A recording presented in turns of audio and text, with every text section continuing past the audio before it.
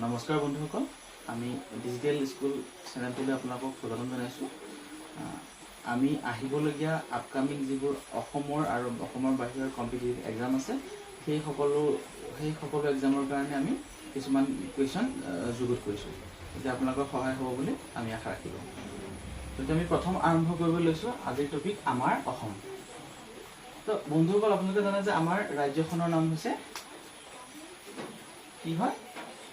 অসম। এতিয়া হৈছে অসমৰ পুৰণি নাম কি? এতিয়া চাবলৈ গ'লে আমি অসমৰ পুৰণি নাম কি? অসমৰ পুৰণি নাম হৈছে প্ৰাগজ্যোতিষপুৰ। কি হয়? প্ৰাগজ্যোতিষপুৰ। এতিয়া আমি চাওঁ অসমৰ ৰাজ্যিক পক্ষী কি? অসমৰ ৰাজ্যিক পক্ষী হৈছে দেওহাঁহ।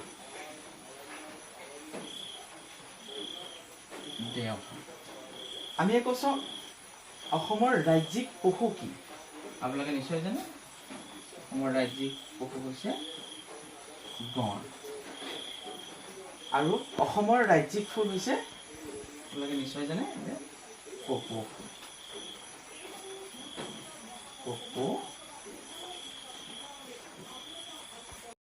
এতিয়া আমাৰ 5 নম্বৰ প্ৰশ্নকেইটা হৈ গৈছে আমি ইতিমধ্যে। আমি এতিয়া 6 নম্বৰ প্ৰশ্নকেইটালৈ আহিছোঁ। এতিয়া 6 নম্বৰ প্ৰশ্নটো হৈছে যে অসমৰ জাতীয় উৎসৱ কি? আপোনালোকে নিশ্চয় জানে অসমৰ জাতীয় উৎসৱ হৈছে বিহু। 7 নম্বৰ প্ৰশ্নলৈ আহিছোঁ। 7 নম্বৰ প্ৰশ্ন হৈছে অসমৰ ৰাজধানীখনৰ নাম কি? বৰ্তমান অসমৰ ৰাজধানীখনৰ নাম হৈছে দিছপুৰ। ইয়াৰ পিছত 8 নম্বৰ প্ৰশ্নলৈ আহিছোঁ। আমাৰ অসমৰ সাক্ষৰতা হাৰ কিমান? এই প্ৰশ্নটো খুব গুৰুত্বপূৰ্ণ প্ৰশ্ন। বিভিন্ন এক্সামত আহি থাকে। অসমৰ সাক্ষৰতা হাৰ হৈছে 72.19। কেতিয়াবা এক্সামত 72 বুলিও আহিব পাৰে বা কেতিয়াবা 73 বুলিও আহিব পাৰে। আপোনালোকে 72 আহিলে 72 লিখিব, 3 আহিলে 3 লিখিব, নহ'লে একুৰেট নাম্বাৰটো আহিব পাৰে। এতিয়া আৰু এটা ইম্পৰ্টেণ্ট প্ৰশ্ন, অসমৰ জনসংখ্যাৰ ঘনত্ব কিমান? ইয়াত আপোনালোকে আগত জনসংখ্যা বুলি লিখি ল'ব। জনসংখ্যাৰ ঘনত্ব কিমান? অসমৰ জনসংখ্যাৰ ঘনত্ব হৈছে 398 প্ৰতি বৰ্গ কিলোমিটাৰ।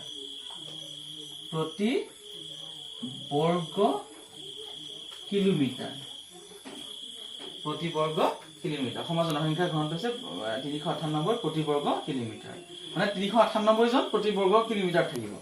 আৰু এটা ইম্পৰ্টেণ্ট প্ৰশ্ন, উত্তৰ পূৰ্বাঞ্চলত থকা মুঠ ৰাজ্যৰ সংখ্যা কিমান? উত্তৰ পূৰ্বাঞ্চলত থকা মুঠ ৰাজ্যৰ সংখ্যা হৈছে 8খন।